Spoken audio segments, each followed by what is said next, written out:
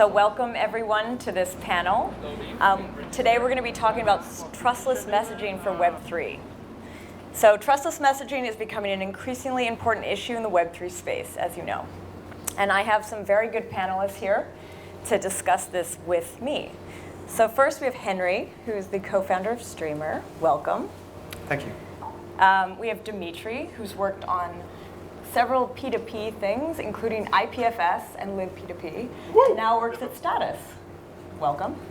So we have Sebastian, who's currently heading the HOPR project, bringing metadata privacy to Web 2 and 3, and is the CTO and co-founder of Validity Labs, so welcome. Hey.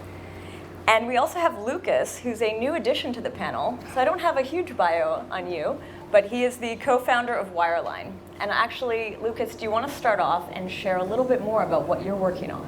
Yes, I'd love and to. what the relationship is to peer-to-peer messaging. Yes, so Wireline, we are a peer-to-peer application framework and infrastructure where we can now build real-time collaborative apps such as things like Google Docs and productivity apps. And we have a nice demo for you guys at DevCon on Thursday that we'd like you to see. And some of the research that we've been doing at Wireline, we've had a big economics team, a mechanism design team, and tomorrow at noon, you guys may want to check out at DevCon the announcement of Open Libra. I think that'll be a fun one as well. Back to you. All right, so I did a very brief intro, but since this panel is all about messaging, I'd like to hear from each of you how your protocol is kind of dealing with this concept of messaging. So Henry, maybe we start off with you. All right, so for us, messaging means basically transmitting or transferring machine data from publishers to subscribers.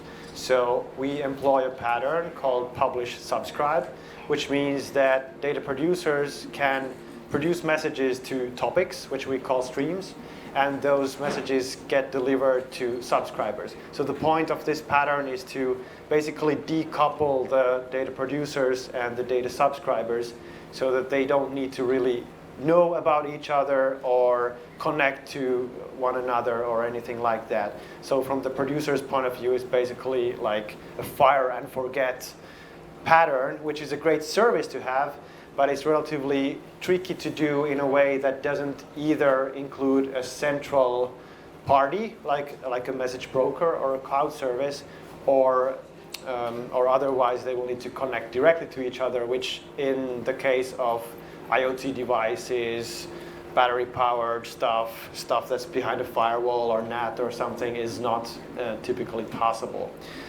So we definitely focus more on the machine-to-machine side of things rather than, for example, human-to-human messaging, which also means that for us, privacy is not the sort of main design goal.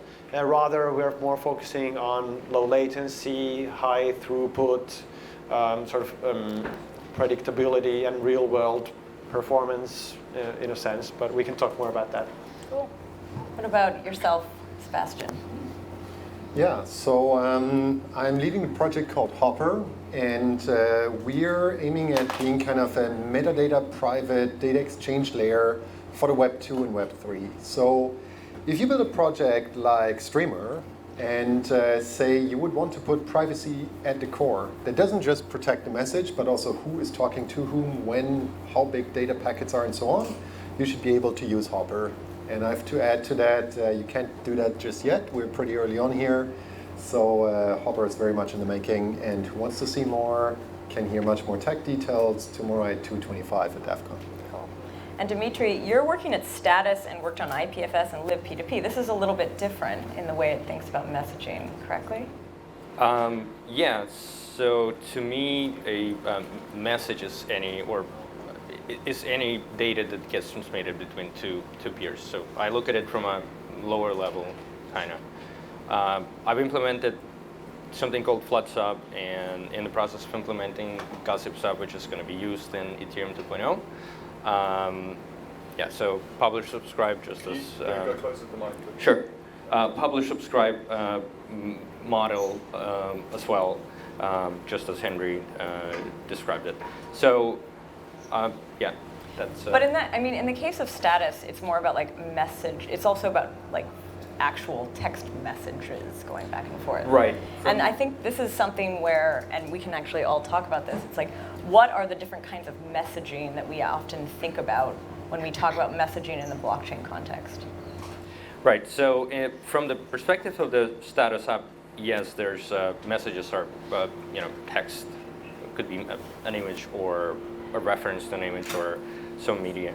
But status also has is working on Ethereum clients as well. So from that perspective, we can talk about propagating blocks over PubSub, sending messages would be basically blocks or attestations or whatnot. Is that the same, is this the same kind of PubSub, is this the same place that Streamr's working? Yeah, it's the same PubSub, but the sort of nature of messages and the sort of patterns in there are vastly different than, for example, what is needed for the use case of blockchain, or sharing information between shards in a blockchain or stuff like that. The messages are bigger. There's maybe just one topic, and everybody subscribes to that topic, or a limited number of topics. Whereas in a more general use case or machine-to-machine, there'd be millions of topics, and the messages in the use cases that we tend to see and we build our network for are usually very small messages. We are talking about like telemetrics typically. Some device is sending like, okay, temperature is 28, humidity is this, haven't seen movement in 5 hours, stuff like this. So designing a peer-to-peer network or even a PubSub network, it will lead to sort of a little bit different choices depending on what kind of use cases there will be. An example of this could be like, is gossip useful, for example? Like if you have big messages, it's beneficial to have like a gossip-based algorithm where you ask the other guy, like, do you have this message? Like in BitTorrent, you send these have messages, like, do you have this bit of data or not? Because this is a small message, you sort of pay a little cost of exchanging that message, and then if the answer is yes, you can choose to sort of get that message. But if your messages are very small, it just makes more sense to just send the message instead of like asking, like, do you want this message? No. Oh, okay, we just wasted a round trip for this little message. So what's that called? So you sort of mentioned there gossip. Oh, just be careful with that. You mentioned gossip. Sorry. What's the other kind called? Is there a name for this? Are they both gossip protocols? Well, I guess, FloodSub, for example, is a simpler one, and Streamr uses a similar system of sort of propagating the messages into these subsets of nodes that you just simply send it. This is called FloodSub? Well, their thing is called FloodSub. It's called flooding. Okay. Maybe just sending is good enough description. Yeah, basically FloodSub, as it sounds, it sends messages to all the peers that are reachable. Yeah, and there's a lot of stuff that goes with this. There's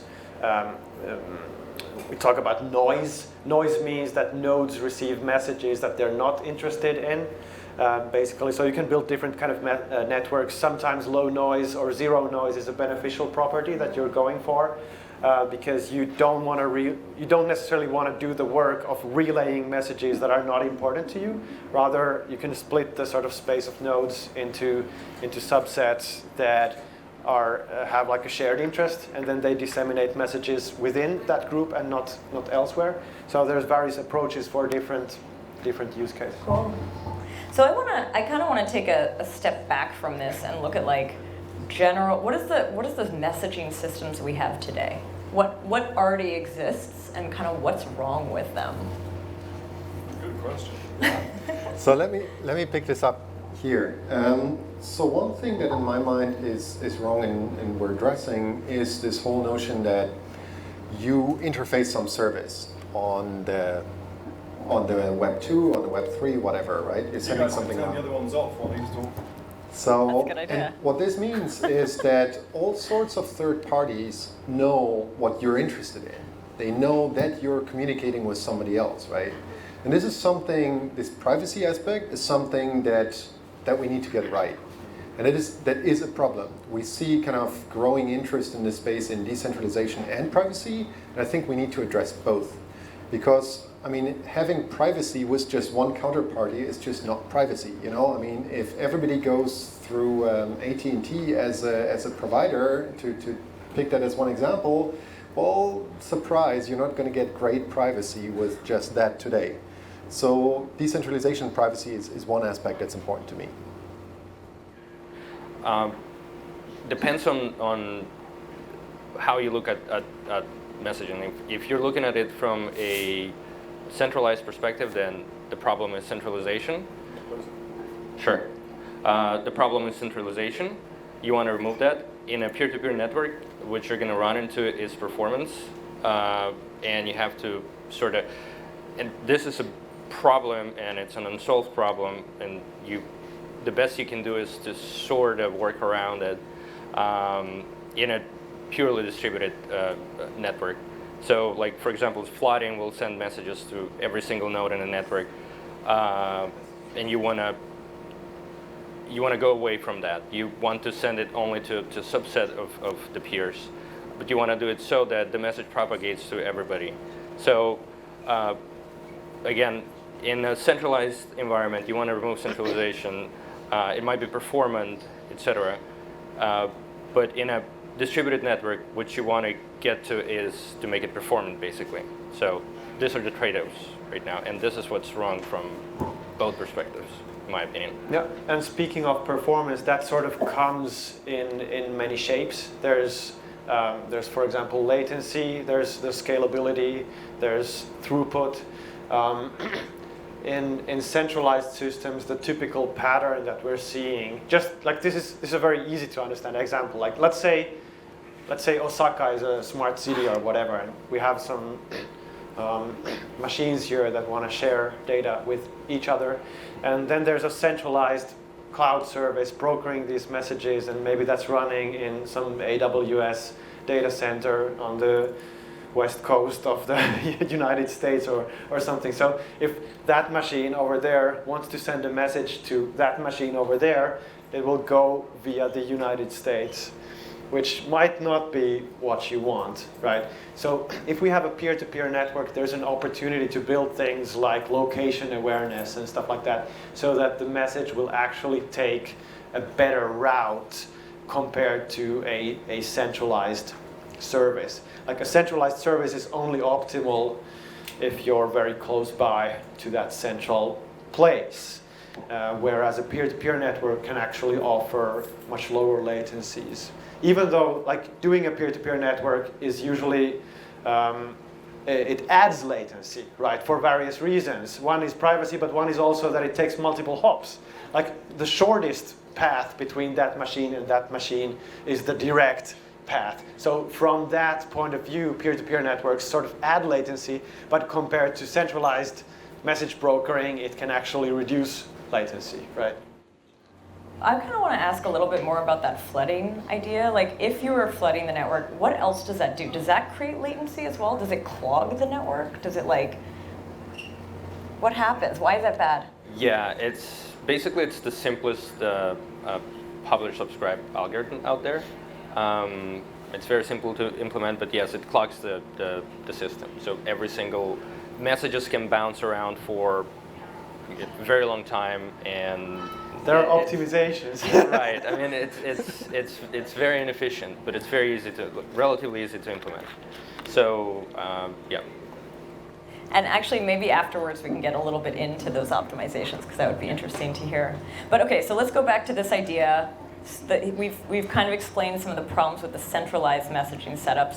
So why do we want a decentralized messaging setup? I think you've sort of touched on some of the reasons, but yeah, I guess it was mentioned, like privacy and performance are the things that are achievable, and also robustness. I mean, if you're building like a mission critical system that relies on a centralized message broker, and we've seen it even this year, like some Amazon data center went down. Maybe it was even here in Asia, wasn't it? Well, I don't remember. Anyway, and like a shitload of web apps and even the crypto exchanges and everything went went dark, like went down, right? So we don't want to have half the internet depending on these services. And that's just our web, that's just the today's internet. Think about the Internet of Things with billions of devices being added to that over the next decades. So yeah, we don't want that. I would add one thing, and that is censorship resistance. And I would not just bring in censorship resistance from a kind of humanitarian aspect, but also from a commercial aspect. So let's pick the example that Henry brought, right? When you have smart connected devices. What we increasingly see in multiple countries across the planet is that network operators, it's not a public utility. It is a for-profit company that operates that stuff. Now, if you have a for-profit company operating network-level infrastructure that we consider as public, they have access to all sorts of data that you might not want to expose if you run mission-critical, large-scale infrastructure, right? So this sort of stuff, this whole notion of censorship resistance becomes a whole different ring to it, which I find very relevant, especially seeing kind of totally non-blockchain-y topics, right? IoT, where we have like tremendous number of interconnected devices, and also machine learning AI, where we require these huge data sets to be somehow available elsewhere, right? You're not going to do your machine learning number crunching on some tiny sensor out in the field. So this to me brings a whole different notion to this censorship resistance, which I think we all embrace here in this blockchain world in very different and very commercial settings. Saying a little bit more about censorship resistance, there's a reason we need to innovate more on P2P messaging protocols, because things like Facebook Libra, for example, they've opted to go the permissioned route because of the scale that they're going to need to operate in. And the transaction latency that they're going to need is just not going to work with the current peer-to-peer messaging protocols. So let's assume that Facebook is trying to do the right thing. They want to decentralize as much as possible. At the scale they're going to operate at, there aren't protocols that can actually fill the transactions that they're going to need. And so this is a motivation for why we need to be investing a lot more in gossip and other types of protocols so that we can get platforms that are truly censorship resistant. Facebook's Libra is not going to be censorship resistant. You mentioned before that you could actually have kind of increased privacy through this decentralized setup, and I don't really understand how that is. So with a centralized body, they can keep things private. Yes, they could be hacked and the damage could be horrible, but when you have this decentralized nature, how do you actually keep it private? Like, why is it private? There's two things there. One is sort of privacy of the metadata, which Sebastian's team is especially concentrating on, and he can talk more about that. But basically means that it's not possible to know who are talking or who sent a message. And then there's, of course, the sort of secrecy of the payload itself, which is relatively easy to accomplish by end-to-end encryption. There's actually a contrast to centralized services. Usually, centralized services rely on trust. I trust Amazon or Microsoft to relay my message and not tell anybody about it. But and usually this like encryption stuff is neglected in these situations. But especially in the peer-to-peer where you can't trust the nodes, you can't trust the sort of machines that your data goes through, you are basically required to use end-to-end encryption, which isn't hard. It can be easy. The trick there is to manage sort of the balance between, well, first of all, you need a key exchange mechanism. Like, I want to send data to you. How do we exchange keys? And especially in the case of PubSub, where I might want to send a message to all of you. Like, there could be 1 million recipients to my message. So how can I keep my message size small versus the cost of rekeying, like changing the key if I want to kick one of you out, for example, or whatever. So it's fairly complex when it comes to that. Yeah, so I would add two analogies to that. So basically, anonymity or privacy scales with the anonymity set. So as a simple example, imagine a planet and there's just one person on it, and that's me. Whenever you hear voice on that planet, you know Sebastian is shouting again, right? So when we have 2 people on that planet, it could be either of the 2. So that tells you already kind of privacy scales with the number of people that could be involved. And the second one is actually timing, right? So we have this fundamental trade-off of latency versus privacy. So if you observe someone, let's say Anna is relaying some traffic and there is 0 latency. So we observe the network and we see a message is coming in and going out to Henry in the same like nanosecond. We would probably know that that packet corresponds to that traffic going out. So if we add some latency beyond that, and that's what typically mixed nets do, so when we add some latency, we don't know exactly what happens anymore. So there's these 2 fundamental trade-offs between latency and privacy and anonymity set and privacy. And these 2 things are interestingly improved when we have a decentralized network, right? So again, one provider, not much privacy. Something that's super efficient, also not much privacy. So that's one aspect why decentralization is relevant to me. So I kind of want to talk about some of the use cases and that trade-off of privacy versus latency. So in the case of what Streamr's doing, where it's more like an IoT-focused protocol, what's that balance look like? Do you care less about privacy? Do you care more about privacy? Like, how do you think about that? Well, maybe the clearest example is actually not found in IoT, but maybe financial market data. Everybody cares about latency because the one that gets the information first will have an advantage over others. So it's very easy to understand why someone might want to optimize their latency.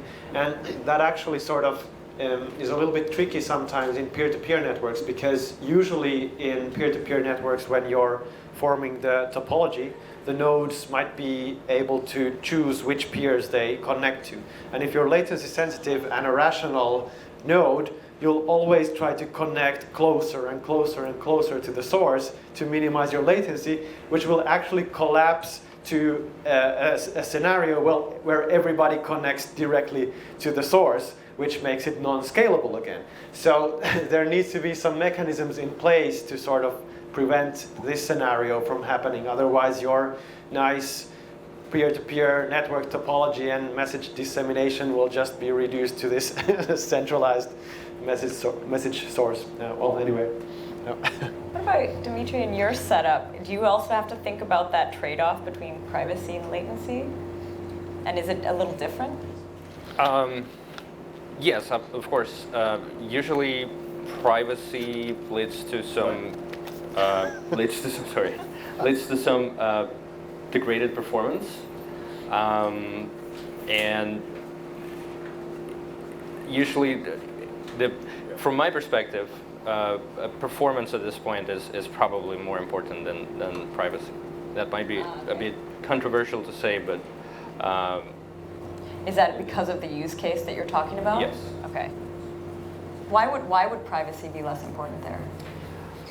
If speaking specifically from the perspective of Ethereum, for example, or any blockchain, you don't necessarily need privacy in a blockchain, in a public blockchain. So. Okay. Yeah. I would say ideally we don't have to make a binary choice. Unfortunately today we many times have to make a binary choice, right? And what I would like to see is that we have networks, and that's what we're working on, to have something that's non-binary. You as an application can choose, I want a chat app, like I want some privacy so that people cannot link necessarily, like who's talking with who. But the second thing, to bring a counterexample to what Henry said, financial transactions usually don't need so much latency. I don't generally agree, because there can be other examples, like, and unfortunately in the crypto world we see this. Imagine you have this huge pile of money, and there's all these grumpy people sitting around you with weapons and knives and whatnot, right? So who is first at this huge pile of money is probably the first one who gets shot, right? And sometimes in crypto systems it feels that way. And that's why there's many projects working on on-chain privacy solutions, right? And if we have this on-chain privacy solution in some, let's say a mixer, right? If we have a mixer and I access this mixer and come out with like $100 million or something crazy for today's mixers, then maybe I don't want like that latency that we're used to from the real world with high frequency trading, right? So in that case, I do value privacy more than latency. Yeah. I want to talk a little bit about, we started to talk about it, but it's like this idea of use cases for these different protocols and how this decentralized networking can actually be used in the real world. And the reason there's basically two questions here. It's like, what are the use cases? And also, will these use cases sort of be standalone, or will they need to be bridged to existing systems? It's open. Well, we work with various pilots in different sectors, just touching on the use cases. So one of the main use cases we've been working on for a long time is mobility. So we're talking like connected cars, basically smart mobility solutions. And there's other stuff going on like in the industrial sector, like manufacturing, smart factories, supply chain optimization stuff. There's even like fisheries going on at the moment where these artisanal fishers can share data about where they caught the fish, and that fish can be used, that data can be used to sort of validate that they're not fishing in these like restricted areas, plus they can prove their like a track record and get microloans and that kind of stuff from that. So there's a large range of use cases where decentralized messaging comes in, and I'm not sure we fully even understand yet what can be built with the combination of blockchains and decentralized messaging, which sort of opens up new use cases in there. But do you think that these protocols will be incorporated into existing infrastructure, or do you think it's new emerging infrastructures where you have to look? So obviously these big organizations are not going to immediately jump to something that's new, because as you know, blockchain is scary and used for criminal shit all the time. So some kind of bridges will be needed. For example, the sort of MQTT adapter that we're shipping with this new network version helps, because the world is already full of millions of devices that speak this protocol.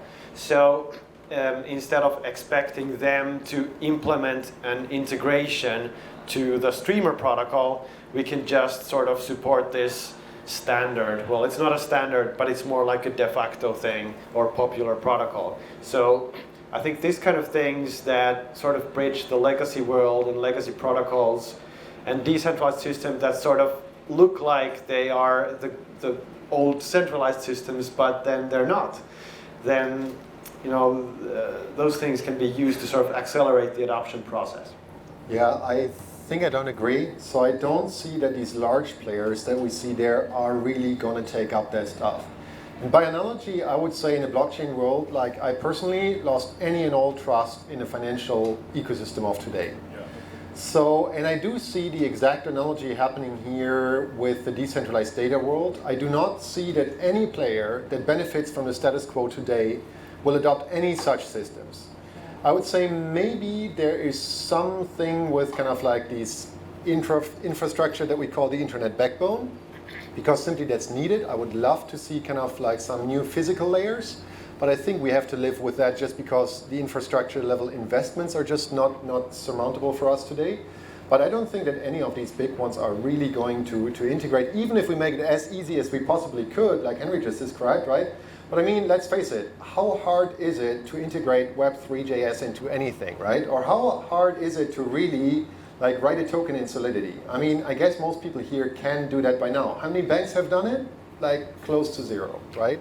So in a similar fashion, I would say, yes, you could do it, but then again, if you're a bank, you have like this kilometers of infrastructure shit standing around like that you don't want to change. So why would something else happen in this new decentralized data world?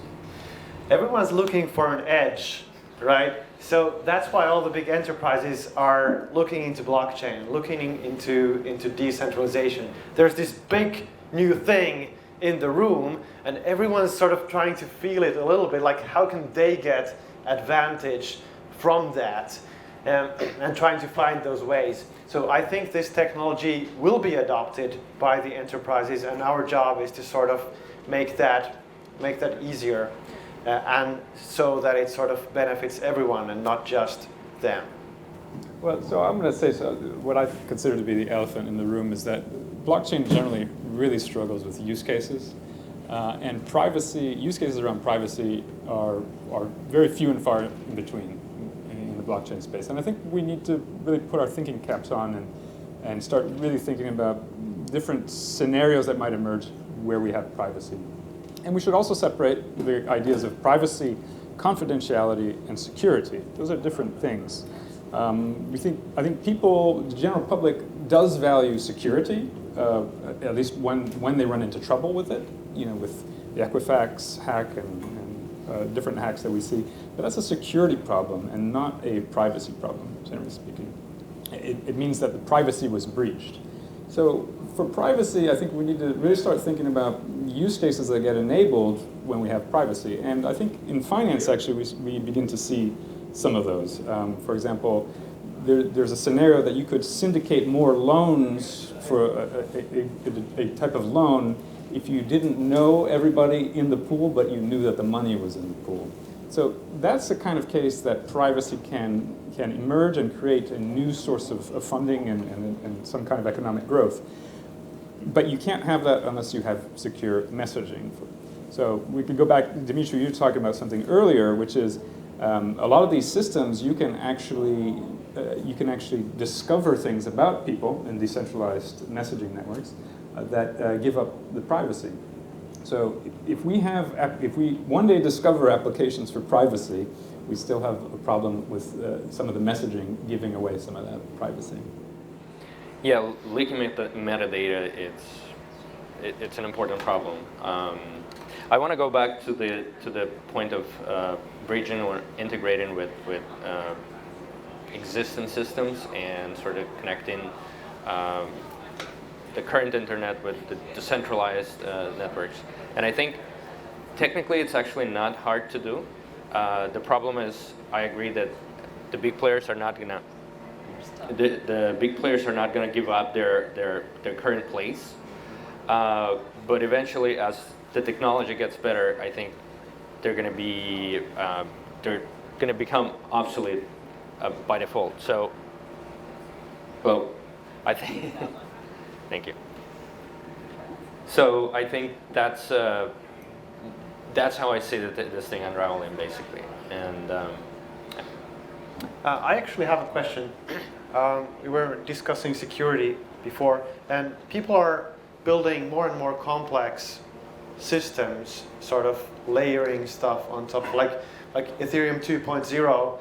There's the sort of blockchain layer there, and then there's the peer-to-peer messaging layer over here. And I feel that a lot of effort is going into sort of ensuring that the blockchain layer is secure. But this is maybe especially for you, because I'm super interested in this personally. Like, is it like a real threat that our blockchains can become compromised by messing with the sort of lower layer in there, with the peer-to-peer messaging layer?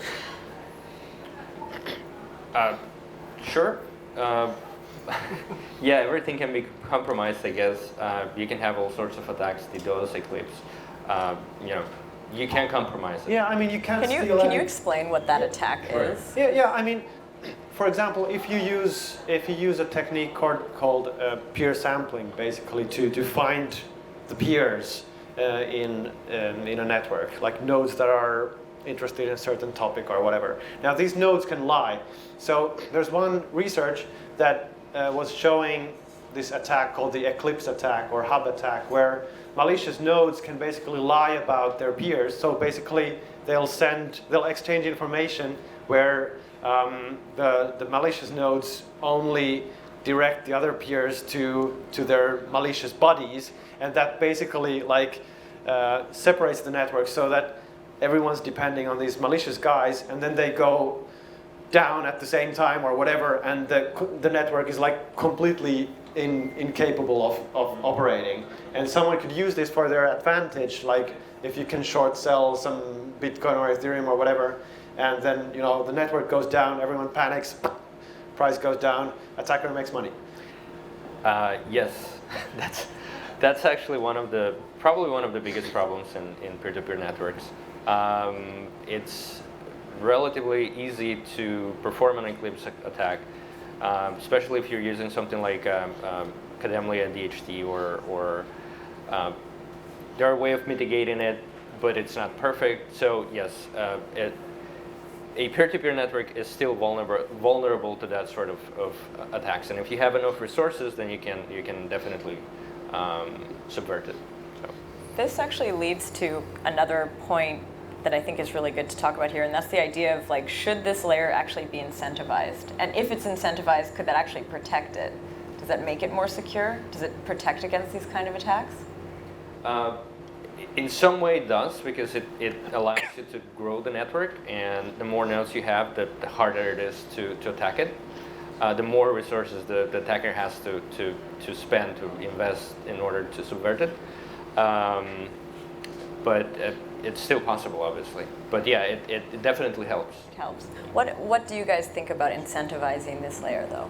Sebastian, Other than just the Sebastian. Yeah, no, I mean, for me, that's at the core, right? That's what we built with HOPR. The idea is that you have the critical infrastructure who, for example, relay traffic should be incentivized. So I know there's some people that disagree, but to me, networks only grow when there's economic incentive to run things. And one counterexample to that, which is really unfortunate actually, are most blockchain networks which rely on nodes. Now, there is unfortunately very little to no incentives to run a Bitcoin node. And who has ever been trying to run an Ethereum node knows that that comes at pretty much non-zero cost, right? I know like a week ago we had something on a Raspberry Pi network, that's great, but still, it's significant initial and running effort to run that stuff. So it needs economic incentives to run things at scale, especially if we think kind of conquering the world and replacing large-scale existing infrastructures. I mean, I would love if AWS or somebody else would run parts of this infrastructure, right? Not capture the whole game, but run parts of it. Why is AWS not running Tor nodes or Bitcoin nodes or Ethereum nodes? Well, why would they, right? So, and that's something we need to change. And I think having awareness is super important for that. I think that goes in general. So incentives is one, but the other thing, what you mentioned, like eclipse attacks. When was that? When Ethereum was patched because there was an eclipse attack vector? I think it was a year ago, 1.5 years ago.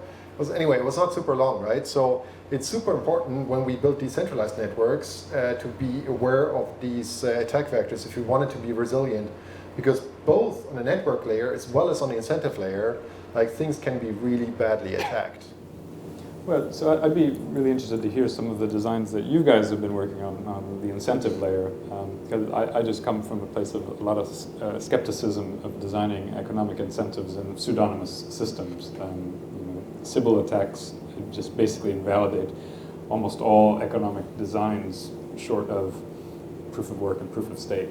So I'd just like to see more research go into that space, but I haven't seen anything credible as of yet. What is incentivization in this case? Like, what are the thoughts on that? Is it like running a node, you earn something? Like, how does this work? Yeah, exactly. It's usually the matter of running a node and earning something, or providing some other kind of service to the network, like storage, for example. In Streamr's case, we sort of started out by trying to make the thing work first, and haven't implemented a incentive mechanism just yet. That will become more important in the future milestones. There are some examples of networks that perform relatively well without incentive mechanisms, such as IPFS, for example. People seem to be running these nodes for fun or to be part of something bigger. But that scares the shit out of me. It does. It does. Is there a hidden incentive, right? Yeah. The problem. Yeah. Oh, go ahead. Go on. Okay. The problem with IPFS or BitTorrent or Swarm or something like that is that without incentives, is that content that's not popular goes away very fast, and you can't access it. So without incentivization, you don't have a sustainable network. So it's critical that we figure it out. Absolutely. And just to summarize my personal opinion, I agree fully that incentives are absolutely necessary for a system to become safe and decentralized. And if we see that there is value, intrinsic value in decentralization, as I think we all do, then it's absolutely necessary. It won't happen without, except maybe in a sort of temporary basis, that these things can be built and tested out and seen how they work, even without incentives. But at the end of the day, you need to build them. But this is like, it sounds a lot like proof of useful work, which I've always understood is like not secure. Like that won't work. The proof of work is like proof of useless work, and that's important, that it's useless. Maybe you have some thoughts on that. Like, is proof of useful work as a sort of general field, has that been shown to work? We had some interesting experiments, like with Primecoin at the beginning, if anybody remembers that. So it would be something that actually tried to find new primes, and that would be somehow useful for randomness seeds and such like that. For SETI. Outside of the blockchain space, right? So it did something, yeah. People put their computers to work, and we could sort of try and decode alien messages, right? So that's borderline useful, I think. But I think we really get into a problem of actually being able to measure usefulness more than anything. So I think IPFS is stuck on that. I don't know if there are any protocol labs guys in here, but how do you actually prove that the space is being used? Proof of space-time. I think we haven't actually been able to get a cryptographic proof of this yet. So how could we pay for something that we don't know is actually there or useful? So I think we really struggle a lot with being able to create guarantees around things in pseudonymous systems. Just in some cases, providing the sort of proof is a little bit easier. Like if we go sort of to messaging, the sort of basic pattern there can be that you sort of sign a receipt of sorts, and then you end up with a huge pile of receipts about messages that were delivered, supposedly, and that sort of leads into very big proofs then again. And maybe that falls down to sort of your area of expertise, Anna, where zero-knowledge proofs can maybe be used to sort of prove something without providing the whole gigantic proof. This is the old sprinkle ZK something on a protocol. It's fairy dust, but can be useful. All right, we're supposed to open it up for questions shortly. I don't know where the mic is. I don't know if it's in the room. If not, then we're going to have you come up. But before we do that, I just sort of want to throw it out there that I will be opening it up. So if you have some questions stewing, think about them, come up with some ideas. But I do have a last question that I want to share. Do you think that there will be one protocol, one messaging protocol to rule them all? Kind of like TCP/IP was. Or do you think that it's going to be a mix of all sorts of different protocols for different use cases? So let me try with a slightly biased opinion here, right?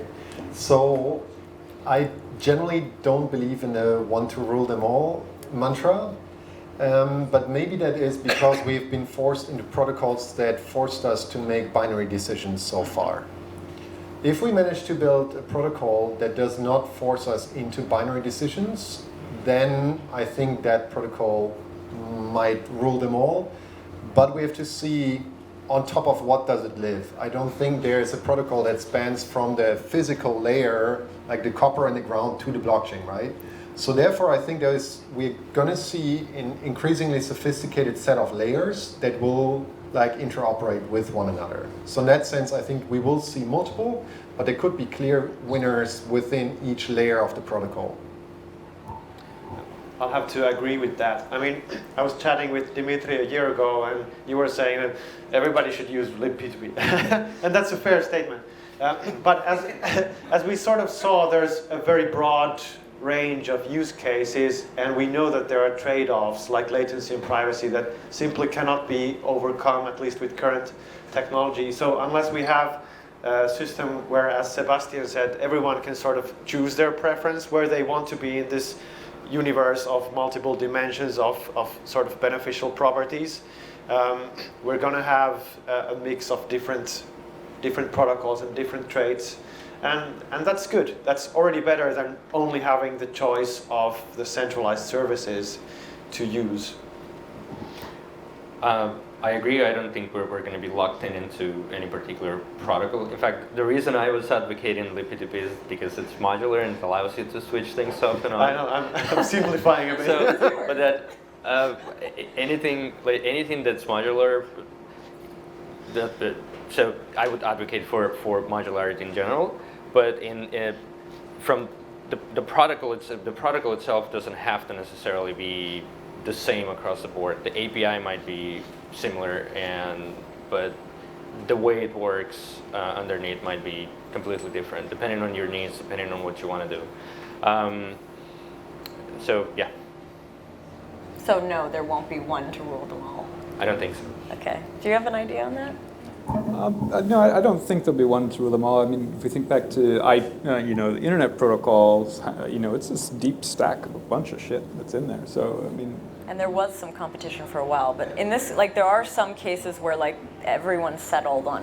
Yeah, but I think in terms of one protocol to rule them all for cryptography, for messaging, I don't see that happening. But I think there's going to be one protocol for blockchain. There's going to be one blockchain that wins at some point. Yeah. Ethereum. No, probably Libra, but it's for another day.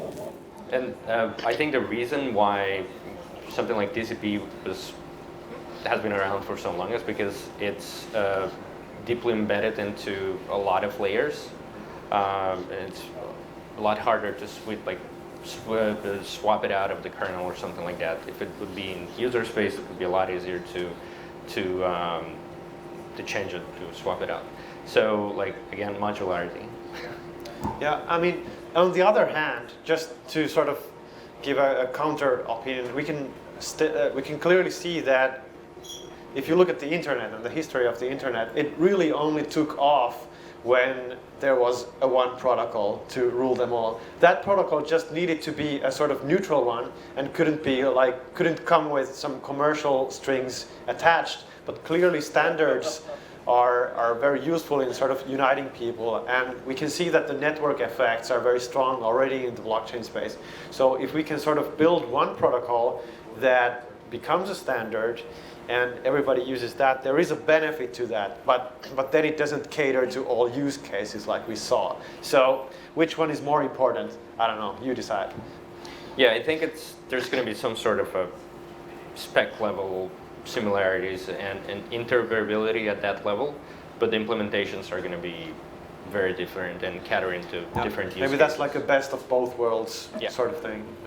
All right, so let's open it up to the floor. I gave you guys a few minutes to think of your questions. I don't know if you have some. I think we're actually going to run around this wired mic, so if you are further back, you got to come up. But we have some other questions. Is that the wire line? The wire line. I'm the man of puns today. We don't usually get puns at Wireline, so I'll take it. Thanks for the Wireline. My question is probably the first, maybe it's a follow-up question, but the first one is basically copyright in all of those systems. Does it play a role for you guys? And because it's basically data transmission for money. How do you handle it? Well, piracy is a problem in any system where users can provide content, right? And the centralized system like YouTube, they just handle it by exercising censorship. And if you have a censorship resistant system, then you can't have that, right? You need to have something else. So that can be, maybe there's a governing DAO, or maybe you have a reputation system or something like that. But that's a very tricky thing to try and accomplish, especially in any generic sense, because you can't have like really generic watermarks or anything for that kind of, for all kind of data to even detect that it's being copied. And especially if you have metadata privacy, then it's even harder, I guess. Yeah, I would basically broaden up that question a bit, because what you're talking about, copyright is one specific instance of kind of unlawful behavior, right? How do we generally deal with unlawful behavior in decentralized networks? And I mean, so far the mantra here is being, we don't give a shit, right? And it's going to get us that far, but what I hope is that we don't make such a distinction between today's infrastructure and tomorrow's infrastructure. In today's infrastructure, just because there's horrible things being done over the internet, nobody thinks about kind of switching off kind of like deeper layer internet backbone infrastructure, DNS systems and stuff like that, right? So what we see is actually that some sort of intervention happens closer to the application layer. And I would hope it stays that way. I don't really think that we will live in this totally anarchic world where, well, people are just randomly going to be good to each other. So I think we will require some sort of legal intervention possibilities, but I expect those to be closer to the application layer and further away from the financial transaction layer in case of blockchain, or data exchange layer in terms of like messaging that we have today. So let's say if you are building a platform that directly facilitates, supports, and endorses exchange of copyrighted material, then, well, you should be the one that's responsible for it, and not like these other guys which just build a general purpose protocol, right? So for example, I would find it crazy if people would take like my Ether wallet and make my Ether wallet incriminating them for kind of security fraud just because you can trade security token for it in the same way, I would say, for kind of messaging stuff as well. In the particular case of your question, like monetizing data, basically, it's important to understand that often the source of data is centralized. Like someone's producing the original and then someone else is copying it, right? So if you're running some kind of mission-critical process, maybe, well, let's go back to the financial data example. You're a trader and then there's an exchange that's publishing data or selling data or whatever. And then there's this copycat who's taking that data and selling it for half the price to everybody else. And now, which one do you trust more? Like, it isn't fully trustless because you have to trust the source of the data if you want to sort of use that data. So would you rather trust the original source, or would you trust the pirate? You know, so you do have sort of a problem, because at any time the pirate could flip, commit some kind of fraud, and start feeding like bogus data to you for their own benefit. Positives. Sorry? False positives. Yeah, false positives or whatever, or you know, like false market data or whatever. And suddenly you go to the market and you start buying, like, oh, this is so cheap now, this Bitcoin, and then you go, oh wait, it's actually it's not true. So you've been sort of guided into this matrix of data that this attacker wants you to believe. So you really want to usually go to the original source, or at least validate via cryptography that the data is coming from the original source untampered. Cool. Are there any other questions? Oh, there's one there. More of a comment than a question on the previous point. It's unlawful behavior depends on law, and what's lawful and what's unlawful, I think, is going to be changing. In terms of the market data, for example, that we said there is a wonderful company called Numerai that actually does exactly that, and they have solved this thing with reputation systems, as you said, and also by showing the history of this, and lets actually the users decide what is lawful and what is not lawful. So I guess that we are still thinking a little bit out of our, like, how the system used to be, like, this is law, this is right, this is wrong, whereas I think the future systems are actually going to be more and more allowing people to choose what's lawful and what's not. But there's always going to be some sort of unlawful use of the platform or the infrastructure, like child porn or something like that, and that's a very hard problem to solve. Yeah, and of course, like you made a reference to laws, and laws I mean, these decentralized systems are not outside the law. So if you break the law, you're sort of responsible for it. These systems just make it very hard to enforce that law. And especially if you don't know who's breaking the law, then it becomes impossible. So it's unsolvable for now, in a sense. Yeah. And that's why we shouldn't depend on the law that much and actually create mechanisms that are fair and sort of crowd operated, like reputation, because we can't trust the law anymore because it can't be enforced. And I think copyrighted material is an interesting case because it's sort of an indication of a broken system in general. And I think we can fix it with new technologies, blockchain including, etc. But as of now, we haven't. And so we're running into this weird sort of problem where this copyrighted material is freely available, but yet this copyrights are outdated basically at its core. So I think it would be interesting to see what comes up.